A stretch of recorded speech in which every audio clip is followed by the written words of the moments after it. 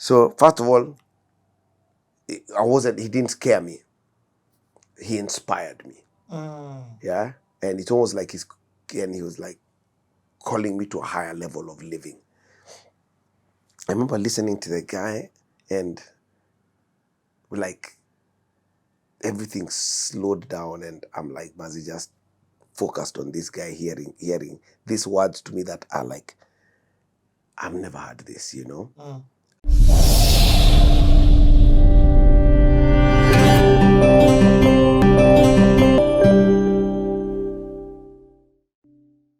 The conversation continues. Yes, sir. I'm loving this one. We are having some amazing behind the scenes conversations, but also we're having some amazing on camera conversations. Yeah.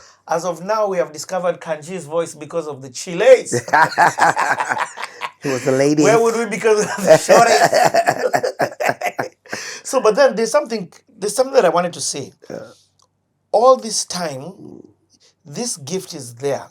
Because I say by the time a Form 4 is calling a Form 1, your voice has to be above the norm. It has to be exceptional for them to want to put you into the group. Yeah. By the time now the shorties are coming to you, your voice has to stand out. And also, very strangely, God has a weird way of working. I met you at this time. Maybe not in a Form 1. No way, in high school. Yeah. You used to come to Mount Kenya Academy. Yes, I did. In fact, you probably came with this group. Yeah, I did. But I remember when you guys were in a big a cappella group. Yeah. And not just, anyway. That is crazy. That's crazy. Dude, that's close to 30 years ago. Yeah, hey, MK was how we went to see how the other half was living. Where infrastructure. And it was good. Where infrastructure wasn't a problem. Hey. I think guys used to sign up to do Sunday school just to scam see. But it's so amazing. You know, I think of when you guys would come to our school, because you'd come to lead Sunday school. Yeah. Mr. Dillard was in your... Yeah, Mr. Dillard. As we had Miss Dillard. Yes. I know she passed on last year. Oh, no way. I didn't know that. Amazing. Introduced me to music. No way. That's crazy. We literally had the same family teaching us. Imagine. And I loved Mr. Dillard was awesome. Okay, that's crazy. How insane is that? That's wild. That's insane. Yeah. Wait. So now let's go back to you and in this period. So yeah. So let me say something about music and and kind of like how I've got like maybe there's several like key points in terms of getting musical feedback that kind of gave me information about my music. Your gift. Yeah. So one was my music teacher, Lubembe. I remember he had upset me once and I'd cried. But then he was like, hey, let's continue the singing lesson. So continued singing. And then, so I think I was singing now with anger, that sadness of crying. And the guy was like, oh my goodness, you can actually sing. Emotional. Yeah. He said, yeah, you should get angry all the time. I was like, whatever. So that was one point.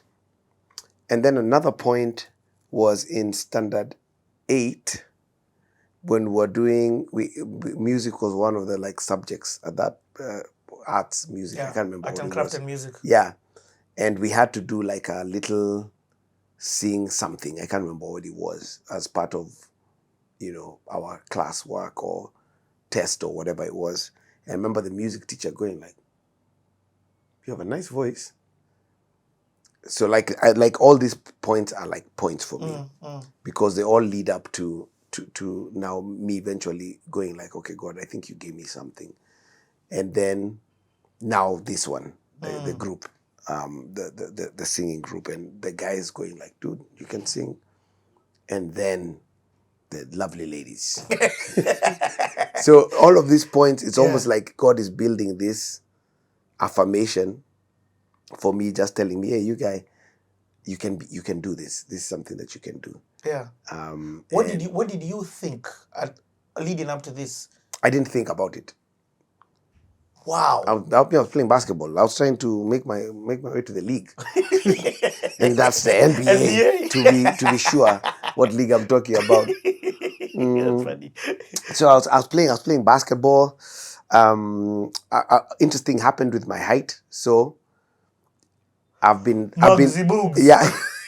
I've been this height since Form 1. What? So I was a tall Form 1. What? So me, I knew I was gonna crack 6 foot. This was a done deal, even though my parents are both like mbilikimos, they're both super short. But I was like, I knew it. I'm like one of the tallest kids in Form 1. But my growth part was early. It maxed. It maxed. It maxed out. So in my mind I was like, man, I'm gonna get some height. I'm a good ball handler. Yeah, I played point guard. I was like, yeah, man. So and then, because Nyeri Baptist was a mission school, a Baptist, Southern Baptist mission school, we would get these American like missionaries, even short-term guys. So some of them would be basketball players, guys who play college. And I'm looking at him and like, yeah, I think I could get to that level. So in my mind, this is real. It's not make believe. I'm doing the math and I'm like, I'm going to end up in the NBA. I'm going to end up in the NBA. Like, I think I'm going to end up in the NBA. And Sunday, they used to play that thing on KBC. Exactly. So, but I mean, Nyeri was so deep. Like, us guys, they would, because of the American missionaries, they would film games and then be sent the videotapes of the games. So, us guys would watch the All-Star game, would watch Yeah. like it was it was a big basketball school. Mm-hmm. So and a VHS, by the way, was this tape. The one on the screen. That one that you can see, and literally it stored video, and that's how you watched video. Isn't it crazy that you have to explain that? Oh yeah. My kids don't know, and they have, in fact, they know cassette. They know because we've talked about cassette, CD. I've not even entered the world of video for them. It's wild. I remember Sela holding like a non-touch screen phone. That Sela is my daughter. She's a wonderful 17-year-old. And I remember her touching a phone, and then she was like, "Hey, Papa, it's not working." So I looked, and she was trying to move stuff on the screen.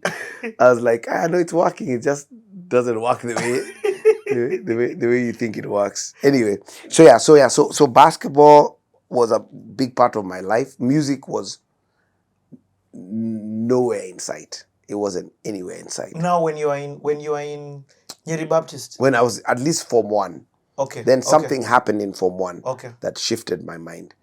At least did my first major shift. I've got 2 major shifts that land me in music. So this is the first one. So this is my Form 1, maybe second term. We get to, those visiting preachers who would come to church. So this guy is Pastor Elijah, I think that's his name, Wanje, who was a pastor at Regius Baptist Church. And Regius Baptist and Nyeri Bap were both Southern Baptist churches, and he had a good relationship. So he came, I think, a few times. But anyway, this time he comes and he speaks, and I'm like, I've never heard this before, because he talks about purpose. And he talks about this thing is not about missing out on heaven. It's about, living your life on earth with fulfilling God's purpose for your life. And that thing hit me like a ton of bricks. Like, I'd never had anyone speak like this. For me, I knew what I'm trying to do is I'm trying to not go to hell, right? And even like my crazy season, like I had a crazy season where, clubbing and all of that, but it was very early because all my friends were older. And very short-lived, because I was just like, this is dumb. Like, I don't want to do this, And so I'm talking about, like, I went to a nightclub the first time as a 13-year-old. Wow. In Standard 8. Like, I was so young the bouncer saw me and started laughing. Like literally, he started laughing. He's like, I don't even know how to engage with you. And like I was so young. There's no amount of fake ID that's going to yeah, exactly. So and I was with my cousin bro Johnny, and Johnny paid him off or whatever, and let me in, but I was so young that so I was talking to a girl in the club. I was so young that when she asked me my age, and I knew I had to lie, the oldest I could think of telling her was I'm 15. Then she checked kidogo. So I was like, oh man, she's laughing because I don't look 15. So I told her I just look young for my age. But she was laughing like, you're 15. I was like, hey, now if I tell you I'm actually 13. And my mom thinks I'm a Takesha.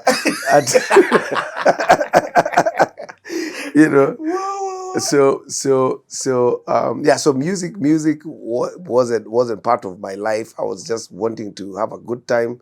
But anyway, so all my craziness was very short-lived, very intense, very short-lived. And at some point I was just like, and I think it's that thing for me that's always tried to want to be different. Because I was like, now when my age mates were getting activated, like, yo man, me, I'm like, nah, I'm not gonna do that. What made you stop? You didn't have fun? Not I didn't have fun. It wasn't fun. I think first of all, I think it was God, number one. Okay. I wasn't scared. I wasn't scared to go. I was having a good time. No, the hell thing, going to hell. Going to hell? I don't think so. I think it was just like, I think it was something maybe even less advanced than that. It was just a simple thing for, at that point, I knew I wanted to be different. I didn't want to be like everyone else. Okay. So if people yinged, I wanted to yang. Wow. Right? So I felt maybe it was as simple as that. Like, because my age mates now were, getting into, hey man, let's go, da da da da da. And I was like, first of all, I've done that. It wasn't that great. And I don't want to be like you guys. So I'm going to be practicing basketball or reading or chilling, So that was definitely different. But this pastor now. But now this guy came and he talked about purpose. So first of all, he didn't scare me. He inspired me. Yeah. And it's almost like he was like calling me to a higher level of living.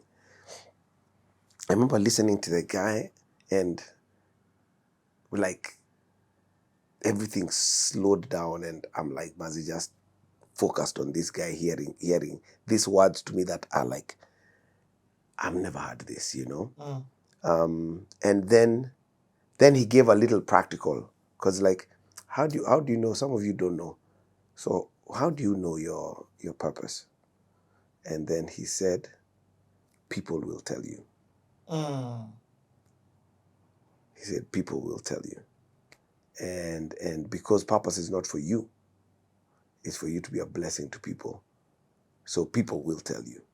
I was like, then at that point, I had almost like a movie of my life. And looking back at how there hadn't been a time that I'd ever sang and someone hadn't come to tell me how blessed they were by my singing. Like, there wasn't a time I could think of that I had sang and someone hadn't come to tell me that blessed me. So I was like, man, the world has been telling me this for years. It's me who didn't know. And at that point I was like, okay, Lord, I think I want to do, I think this is something that you're calling me to do, so I'm going to do it. So that was Form 1, like maybe my second term of Form 1. Wow. Yeah, man. Wow. First of all, that is such a beautiful example. I mean, like a beautiful thing that he told you, people will tell you. People will tell you. Because for you, people telling you was normal. Yeah. And you hadn't understood the extraordinariness of that and even the reason for that gifting. Yeah. Because so he gave me the reason and then made me understand that I actually had a gift and it was from God. And that's the second thing you said. And it was for him. He to inspired bless people. you. Yeah. He didn't something, I forgot what the word he said. He didn't scare me. He didn't scare you. Yeah. He inspired you. So is that for you the moment you surrender? So yeah, so or what happens, or what that for you is the acceptance of the gift, the understanding of the gift. Yeah, I think that's So for me, it's almost the step one in the first major turning point in my music journey. Was there were smaller sub stories like joining the singing group, being with my sisters in a singing group, joining the a cappella group. They're smaller stories, but this one is a major story. I get it. Yeah, this one is like, oh, okay. And this one hasn't told me that I'm going to be a worship leader or I'm going to pursue music or any of that stuff. It just was basically saying, this is a gift God has given you and he has a purpose for it. Wow. And so use it. Use it for his glory. So what does that now practically mean for you going forward? So I think now, at this point, it didn't, now I'm singing on the a cappella group frequently. Okay. And intentionally. And intentionally now. Okay. Right? Intentionally. Those guys they finish Form 4, and so they leave. So now there's a vacuum. No, it's you're back to being solo. Yeah, but then another group formed. And I'm a part of that group. What is this group called? So the first one had a whack name. It was called 8 for the Gate. 8 for the Gate. Because 5 Alive. What do you mean? 5 Alive was a group. Yes. It was the most famous a cappella yes. group. So this one was 8 for the Gate. And then so then the next group, which was, I think a way higher level of musicality. Our leader was a really dope musician. So the second one is called the Saints. And so this one has 2 fourth formers. Mwaora from Milele. Wow. Who was in Yeribap with me. Yeah. And then me as a second former. So Mwaora, he's a class ahead of you? He's a class ahead of me. Wow. Yeah. So that's where you meet your Milele quarter. Yes. Well, we knew each other from before. Because our families knew each other and were family friend-ish. But then now high school now solidified our friendship. Okay. And we became Mwaora was my best friend for many years. Yeah. So fun, even when I think of you coming to Mount Kenya Academy, I see you with him. Yeah, the photo I have. Oh, yeah. By the way, we were together everywhere with him. And we sang together. So when that group leaves and when those guys finish, we didn't break up the group. We continued singing. Now outside of school. Okay, wait. There's a lot here you've said. Yeah. So number one, let me take it from 5 Alive. Yeah. So Kenyan music. Yeah. This whole time, I've not heard you mention any music you're listening to. Yeah. Because listening to music wasn't something you enjoyed. Yeah, it wasn't even something that really, it wasn't a pursuit the way it is now. Wow, that's so insane. Yeah, it wasn't a pursuit the way it is now. I can't think of you not listening to music. Yeah, it's like you're talking about a completely different human. Yeah, it wasn't. My listening to music happens a bit later in my story. What? Yeah. So at this point, it's, singing a cappella groups, learning the song that we're supposed to be singing. There's a few songs, maybe songs on radio, Yeah. But it's not an active pursuit. Okay, I'm not like, man, let's go listen to some music. Okay. No, it's like basketball was my main pursuit, and then now this other stuff. Okay, so 8 for the Gate ends. I've understood that. Yeah. Of all of those guys, you're the only one who's left. Yes. Then now Saint starts. No. Or me and one other guy, but the other guy Now becomes Form 4. Well, becomes a Form 4, but he wasn't really into music that much. Yeah. Okay. Yeah. So other guys now start their own group. Other guys. So Saints begins, and I'm invited into Saints. I think from the get go. And like how many guys are in Saints? That was 5. Okay. So 5 guys. You, Maura, and then 3 other guys who are 4th formers. Okay. Yeah. Okay. But this is now like serious. You know, we're learning songs, learning arrangements, always practicing, and then most interesting thing happens. 8 for the 8 was only during school. The Saints, we start doing ministry out of school. Okay, so for example, and this was like a highlight of my youth, was going to State House Girls. Wow. As a boy a cappella group. Sent by the school? No. Okay, we're just now. This is our ministry. So one of us got the opportunity to go and do like a challenge weekend. Yeah. Which was like this 3-day ministry things, and us guys got one of the slots to go and do like a cappella concert. I get it. So, but this is almost with permission from the school. With the permission. It's not that school has closed. No.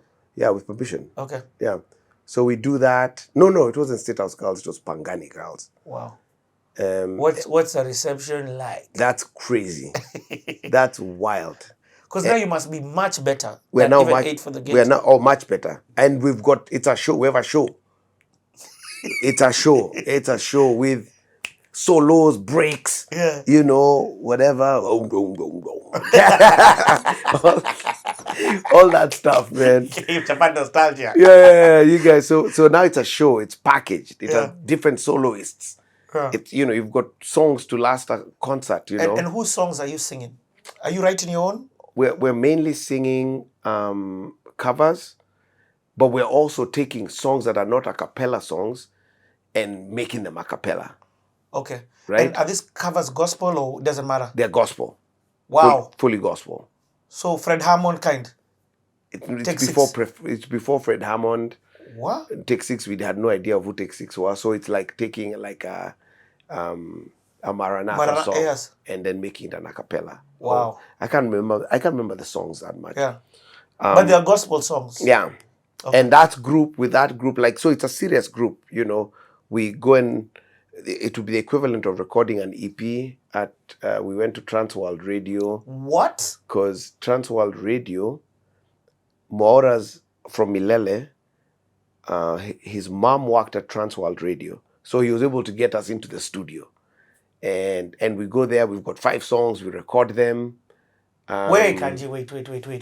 You know, I don't want to rush over this. Yeah. So, you guys are these saints. Yeah. You're doing stuff in school, but even the school understands you're doing stuff, I'll say as Saints Nyeri Baptist in other schools. Yes. We're doing it in other schools. Yeah, but then also some of it was outside of the cycle of school. So, for example, we go to Laser Hill, which is not on holiday when us guys are on holiday. Yeah. And go and perform there, just as a singing group. And how are you getting these gigs? I was very junior. I was the youngest. Yeah. So I just show up, you know. Hey, we've got rehearsal. Okay, cool. Hey, we're going to sing at this place. Okay, cool. So I just show up. Wow. But the reaction from people was encouraging us. And so this is now where the story gets a little bit interesting. Somehow we ended up in music, which is cool. So we go through. So I'm still in high school, okay. You know, we record at Transworld Radio.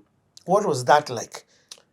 That was cool. And you're recording a cappella, not on top of any instrument. Yeah, just a cappella. So it was just like singing the song at a gig. Yes, so it's not multi-track. We're just singing.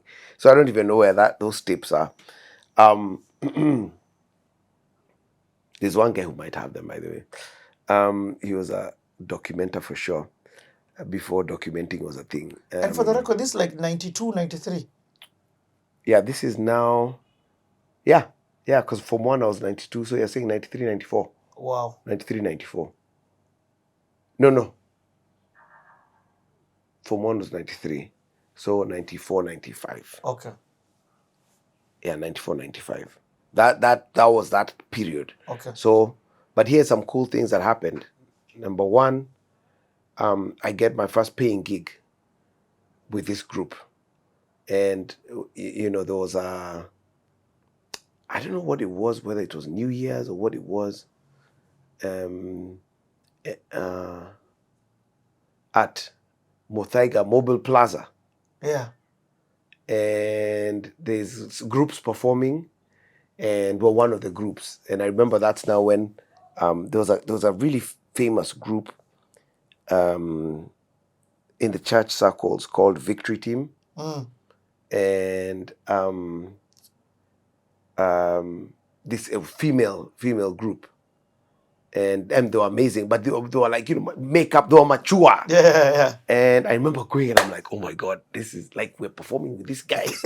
Like, I've made it. Yeah. And so we performed there. It was whatever, maybe a public holiday, whatever it was, but we got paid.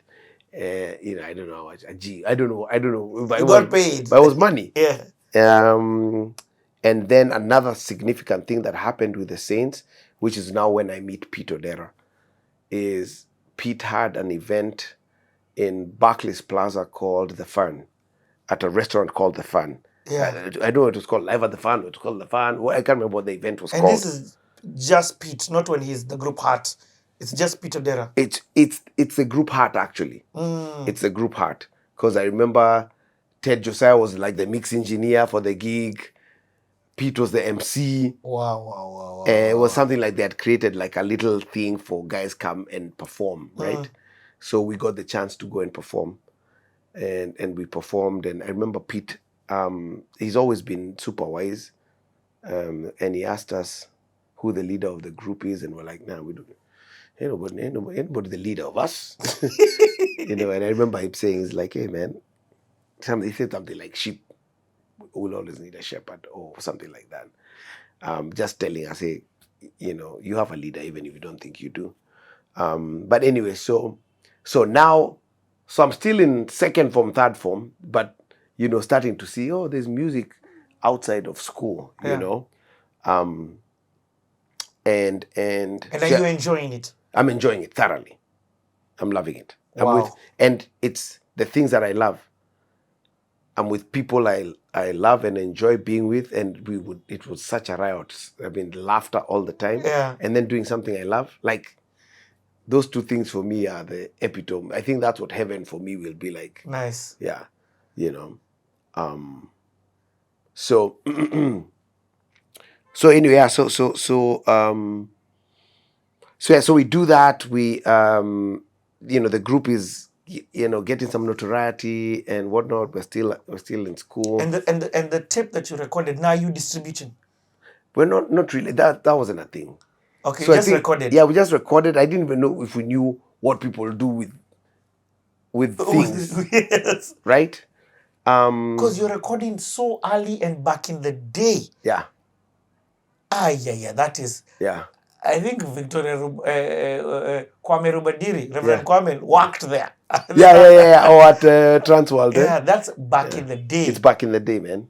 It's Wow. back in the day. Okay. So this is second form, by the way. So now this is second form. Okay. So second, third form, thereabouts. Okay. And then I think guys now go to college, those guys and whatnot.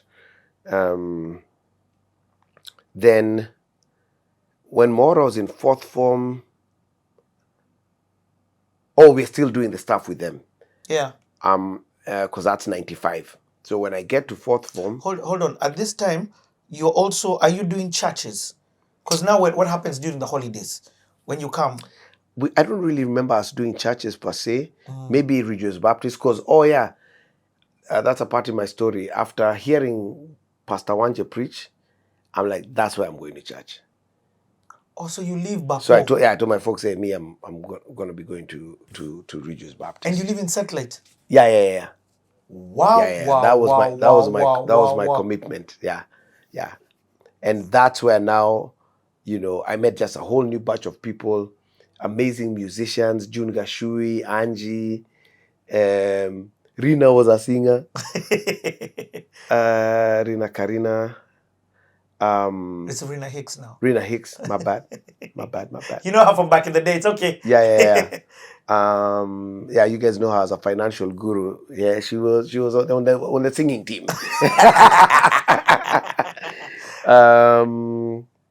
You know, that's when I kind of get to meet this Rejoice crowd guys. No, Kanjii, that was, you were leaving Ruta Satellites. Yeah. It was 2 buses, bro. It was there was no direct. Wow. I had to go to town. But for me, I was just like, this place, this guy made sense. And so I want to go where he is. Okay. Yeah, because what he has told me, I never had anyone say that. And do you enjoy that environment now? I love it. I love it.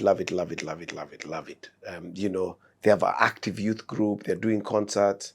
Okay. So I become a really key part of the youth group there.